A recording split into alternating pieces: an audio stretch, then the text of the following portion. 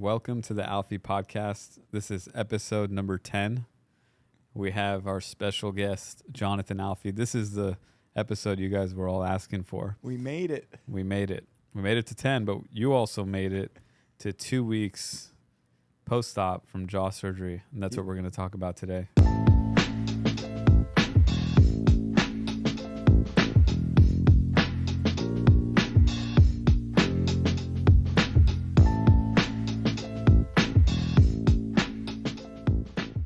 You had surgery how long ago? 2 weeks and 1 day. 2 weeks and 1 day. So you're officially 14 days Yep. post-surgery. We'd call it post-op day 14. So you're 2 weeks out of surgery. Mm-hmm. You look fantastic. I feel good. I want to give you some credit because this guy did not take a day off of work. I appreciate that. Yeah. Johnny came to work. Well, not in the office. You came to the office day 5. Yeah, I Or- had the luxury of working Or day from 4. home. Day 4 post-op. But you were working. I saw you fielding emails right after surgery. Yeah. Day 1 after surgery. Yeah. But let's talk about surgery. I think what everybody wants to know is your perspective, and we can get into detail with it. What was it like the day of surgery? And take us through day by day. What does the first 2 weeks look like starting from day 0? From day 0, it's interesting. So before they wheeled me in and I talked to you, I think that's when the nerves set in for the first time. I was joking that I kind of went into the surgery a little bit cocky. Mm-hmm. Because I didn't really think of it too much. I tried not to dwell on what was going to happen. Mm-hmm. I just told myself, I'm excited for the surgery, and I left it at that, and I kind of didn't think about it until the day of surgery. So I was nervous that day. You mean that morning of? That morning of. It was like, wow, you're here. Yeah, because they come in, they prep you, they put the IV in. You're wearing a gown, you're wearing a hat, you're looking at yourself in the mirror, wheeling this, IV bag pull. around. Yeah, exactly. So it's real. It's real, yeah. Okay. So that day, I meet you in the pre-op room. Yeah. I didn't see the nerves. You look pretty cool to me. Yeah, thank you. But maybe a duck. It wasn't too bad. Yeah. Yeah, it wasn't Okay. too bad. So you get in the operating room. Obviously, you're asleep for that. You're not going to remember what happened there. What was your first memory waking up from surgery? Well, before that, I counted down to 10, and then I woke up. I remember one of the nurses was telling me, okay, Johnny, it's time to get up. And I was really struggling. It's almost like you're in a fever dream and you're trying to get out of it. And I knew I had to wake up, but what was interesting was how happy I was. I realized very quickly that the surgery had gone successfully and that it was done and it was over. And I believe I asked about you and I was like, oh, how's David doing? Is everything okay? Everything's good? Okay, everybody's happy? Great. Yeah, and you were happy. I remember actually probably about 2 hours after your surgery, because I'd finished the second operation, the one after yours, and I came by to check on you. You were in the recovery room. I said, your eyes were closed, and I said, Johnny, how you feeling? You opened your eyes, and you started shadow boxing. Like, let's go. I'm ready to go. Yeah, I remember that. I was excited. It was a good moment. Yeah, and that's kind of the way you tackled the recovery. I'm really proud of that. Obviously, you look amazing for 2 weeks. We can hope that every patient looks as good as you in terms of swelling, activity, energy levels, all these things that we're blessed to have you at this point. But I do put a lot of credit into your mindset, the Mamba mentality. You hear me talk a lot about this, but I think that positive energy really, really positively impacts healing. You went in, from me observing you went into the surgery feeling very confident about it. Obviously, you're here in the office. You hear patient success stories every day, and you're confident in our work, and you had that confidence going in, and that helps. But you really went into there with, I can't wait to get this done. And not only I can't wait to get this done, but you were saying, I'm going to be the first. I'm going to break records. I'm going to be the back to work faster than anybody's back to work. I'm going to cruise through this diet thing, this non-chew thing. I'm going to do well. So it's like you manifested this all with positive energy, and it's translated. That's, you've actually lived that out the way you said it. And I think that goes a long way. I'm curious to hear your thoughts about that.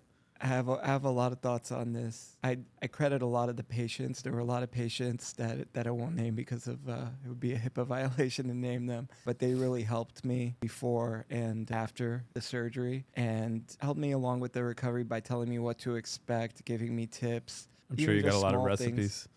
Yeah, recipes, moral support. Yeah. I did put on a good face. There were definitely times where maybe you didn't see that my girlfriend saw at home when I was recovering, that it was challenging at times, but I did do my best, you know what I mean? Mm-hmm. And I think that's really important. You mean do your best by staying positive? By staying positive and to recover the best that I can, to be as compliant as possible, to Mm-hmm.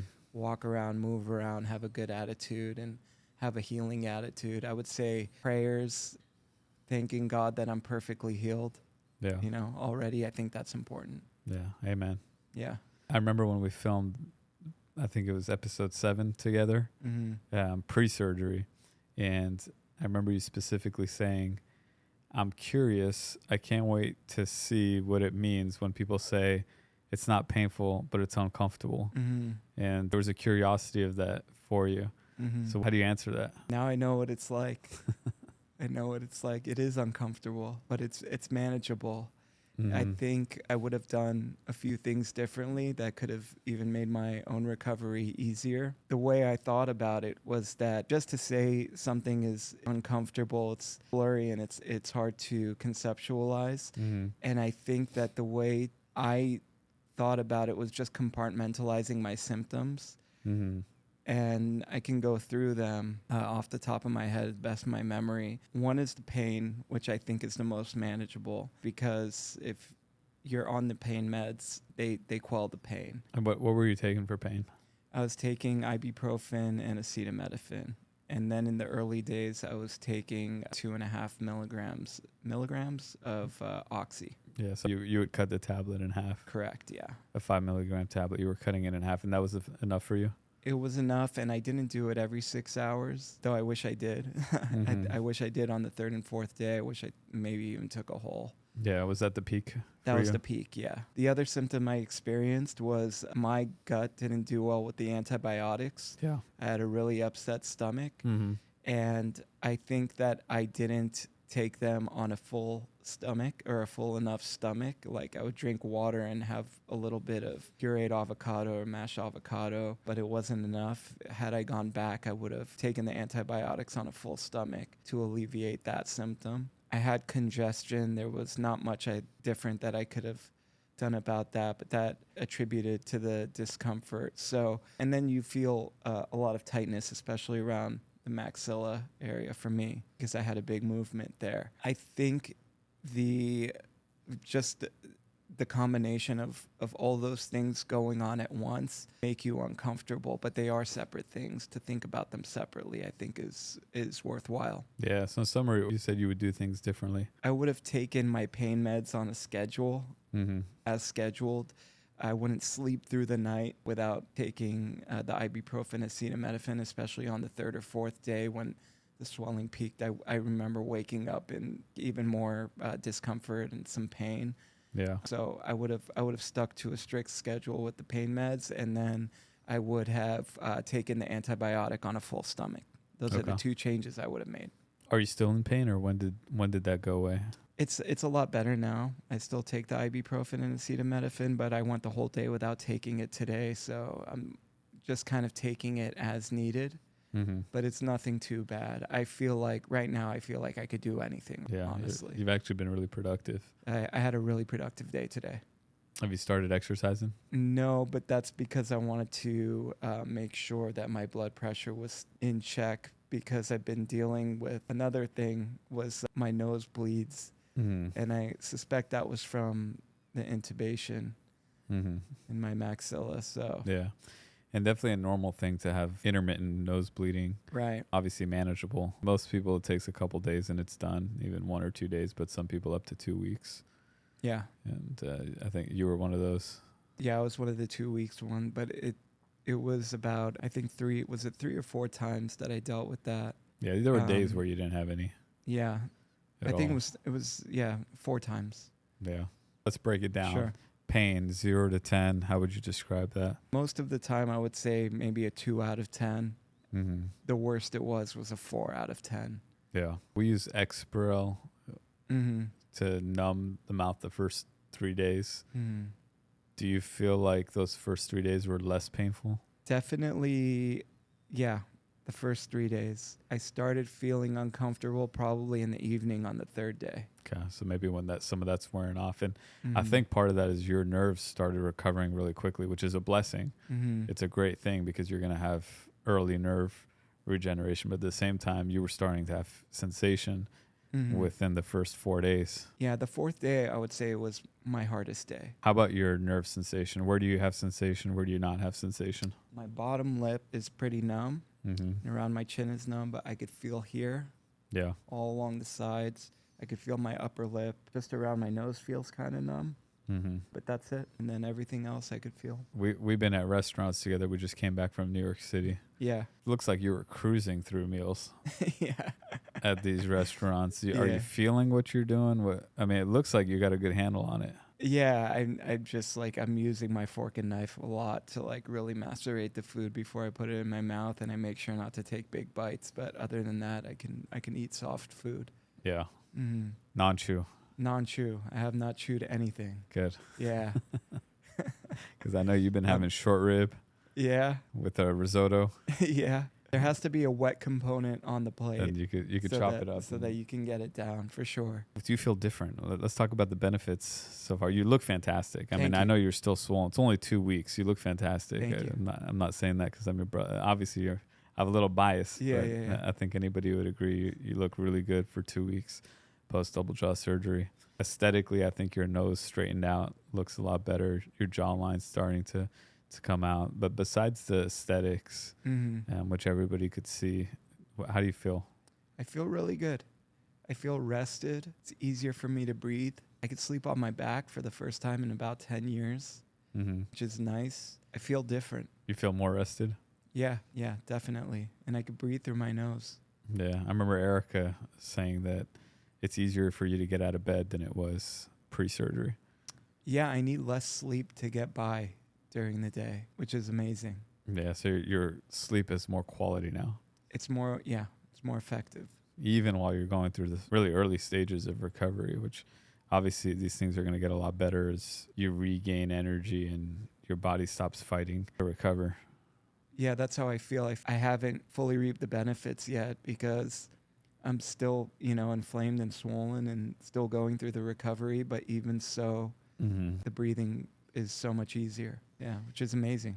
I know that before surgery, you always used to comment that after 2:00, you weren't really effective at work. Not today. Do you feel like that's Today I was already good. changed? Yeah, today I was good. I don't know. You didn't get that lull that you always used to get? No, not today. That's great. That's great. And you were busy. I saw a lot of patients pulling you in to check on you and kind of question how the recovery is in patients that are about to have surgery. Yeah. So you've been busy talking all day. I hope I wasn't too long-winded. I was having a lot of fun talking to them, actually. Yeah. I wasn't in the room where you're having these discussions, but what was the most common advice that you were giving or takeaways? My most common takeaway was that, yes, it is a big procedure, and I don't want to undersell the recovery.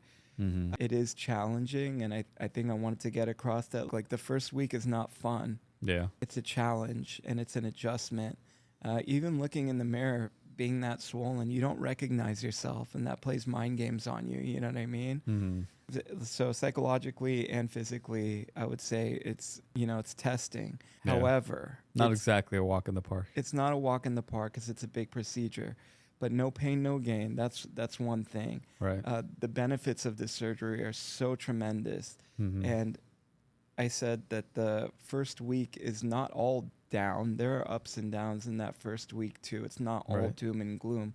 I was very happy, for a lot of the first week. I still managed to enjoy myself, enjoy the company of people around me, laugh at the shows and podcasts I was watching, Mm-hmm. enjoying the things that I was eating and drinking. Maybe out of the whole week, I reminded myself that maybe there was 16 to 18 hours of that were really difficult or uncomfortable. Right. So it's not all doom and gloom. Mm-hmm. And that we're stronger than we like to give ourselves credit for oftentimes. Just because something is difficult doesn't mean it's something that one can't handle. I think it's something that we have patients there that are half my age that I spoke to today. I'm like, look, you're young and healthy. This is nothing that you can't get through. Yeah. Especially with a support system And really, around you. this is where mindset is so important, right? Because if you take the stance that this is really miserable, it's gonna hurt, it's gonna be hard, that's what it's gonna be, right? But you did the opposite. I see this with you, and I see this with a lot of patients that I'm gonna get through this, I'm gonna conquer it, I'm gonna do well, I'm gonna get through there will be pain, but I'm gonna get through it. The diet's gonna be different, but I'm gonna get through it. And that mindset is really, really translates to a different recovery. You look at it like cold plunging is such a popular thing now. If you take that, for anyone that's ever either cold plunged or even gone into a cold pool, right, or stepped into a cold shower, if you're thinking this is going to be really hard, this is going to be miserable, which is the first thought that everyone's going to have doing that, it's impossible to get in that pool and it's miserable. But the people that really benefit from the benefits of cold plunging, right? Getting your body in there 3 minutes, getting out and getting the benefits of that temperature change. It's saying to yourself, it's cold, but I'm just going to get in there and do it. I'm going to do my breathing work and get out. And then they feel amazing all day. And then they're addicted to it. They want to do it every day. But what the biggest difference in that is just the mindset. Yeah, just getting in there. Yeah. Yeah, I think that's important. Do you have a new perspective on pain? No. Not really. I haven't really thought about it, but no. I think that all good things in life come with a hurdle. Mm-hmm. I think that's just the way that it goes sometimes. Yeah. Yeah. I mean, I heard somebody say you got to step out of your comfort zone. Yeah. If you want to get anywhere in life. And I think that's so true. I think that the default is to stay in your comfort zone, right? Yeah. But when you do that, you're never going to grow. I'll tell you a story. One of my most challenging things throughout the recovery in the first couple days was maybe my lack of ability to be completely independent.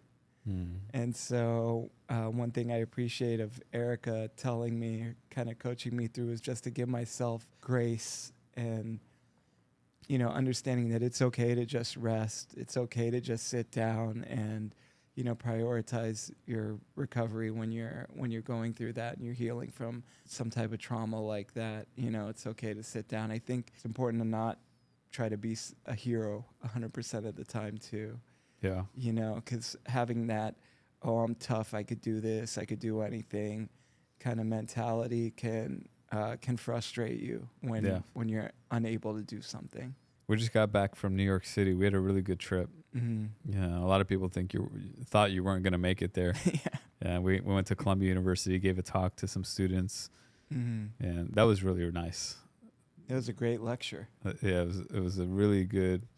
It was nice to see students who, in a university, such a good university, but it's not commonplace for them to hear about jaw surgery, sleep apnea, Airway. Obviously, it's not part of curriculums yet, but these kids were mind blown, so open-minded, and really gives us a lot of encouragement that the future is bright, and these doctors are going to see things a little differently than what traditional medicine has taught. Being that traditional medicine is favored management of symptoms instead of looking at how to cure actual diseases. What's the root cause of things, and how do we fix that? How do we get away from pharmacology and pills and work on breathing better, exercising, better nutrition? To see a blank canvas, which is what these early students were, embrace this material and knowledge was, I thought, really fun.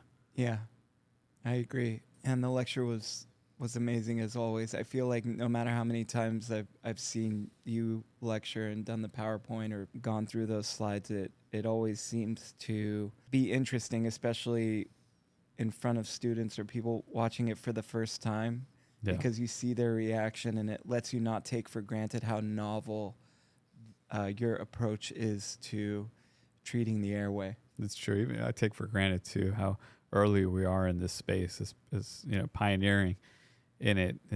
It's commonplace to us, but then you go out in the community and schools and lecture, and you realize that this is very new for a lot of people. Right. The other cool thing about, you call it teaching or preparing or giving presentations, talking about it, getting up to that, doing the work to do that stuff, I realized how much I learned just from the thought processes, right? And you start thinking about things more. How do I explain things? We talked about pain and fibromyalgia, autoimmune diseases, metabolic diseases, hormone imbalances, all these things that are associated with sleep apnea. And we had a lot of questions on that from the students. And I started to think, it reminds me a lot what all these things that the body is doing is what we really recognize as signs and symptoms rather than disease. High blood pressure, pain syndromes, right? Autoimmune diseases, POTS, all these things, pain being a huge one, is really the body's own smoke detector, right? And I really was thinking about that because if you think about it, 99 out of 100 times when that smoke detector goes off in the house, why does that happen? It's an alarm. Yeah. Tell you something's wrong. No, but 99 out of 100 times in your own house, when that goes off. It's not a real fire, is that what you're saying? No, I'm not saying that either. I'm saying 99 out of 100 times when that smoke detector goes off, the battery needs to be charged. Isn't that true? Yeah. 99 out of 100 times when the smoke detector goes off, the battery just needs to be charged. When it goes off in my house, I'm cooking a steak. Yeah. But I think that that's such a powerful analogy to all these conditions in the body. If you're having headaches, migraines, chronic pain, autoimmune inflammation, all these things, that's the body's smoke detector. And most of the time, your body just needs to recharge. You do that with healthy sleep, right? How much of healthy sleep is going to take care of a lot of these conditions? And we know that that's true. So I think that if, how many people get healthy sleep? Our culture today is not conducive to healthy sleep. We have the jaw structural problem. That's one of them. We have to wake up early to get the kids to bed, go to work. We go to sleep late because we work late. We have phones at our bed. We have lights everywhere. It's very difficult to get good sleep altogether. But I think that if we pay attention to, let's charge the battery, let's get good sleep first, and you do that, and the smoke detector is still going on, now you look for the fires. Yeah. But first, let's charge. You asked me about pain, but mood, I think, is even more pertinent, especially in my experience. Personally, I think, getting sleep and lowering cortisol levels, lowering stress, elevating mood, and the effects that can have on your day and your physical health is so important. And do you see a lot of changes in the patients with mood and demeanor, significant, or attitude, or significant? We actually see it, and we hear it from spouses all the time. Patients themselves will say that I used to be so anxious, I used to be so irritable. Now I'm just calm. Things don't bother me the way they used to bother me. And I hear this all the time, and it's from the better sleep. We hear from the spouses say they're so much more easygoing, they're more pleasant, we're not getting in fights all the time, relationships better. So that's real. I mean, I remember having a patient, this was about 5 years ago. He had severe sleep apnea. We were planning to do MMA on him, and I almost fired him as a patient before doing surgery because he was so rude to everyone in the office. He was unreasonably rude. I mean, impossible to deal with. Inflammatory. This was years ago. Years right? ago. I remember this. Yeah. Offensive to the point where, and I'm a very patient person, but it was so taxing on all the staff and so inappropriate that we had a conversation that I was ready to dismiss him as a patient. He said, I'm sorry, and we'll get through this. And he was desperate to get the surgery done. So I went ahead and did the surgery. And after surgery, he 180. During his entire recovery, his personality completely changed. He was so gentle, so patient, so pleasant. And I never forget that patient. His name was John. I won't say his last name, but I never forget that patient because it just was telling of what sleep could do to a personality and how irritable it could make them. And that was a real live example of that. And even when a patient is conscious and they're not sleeping, we're breathing actively every day. Mm-hmm.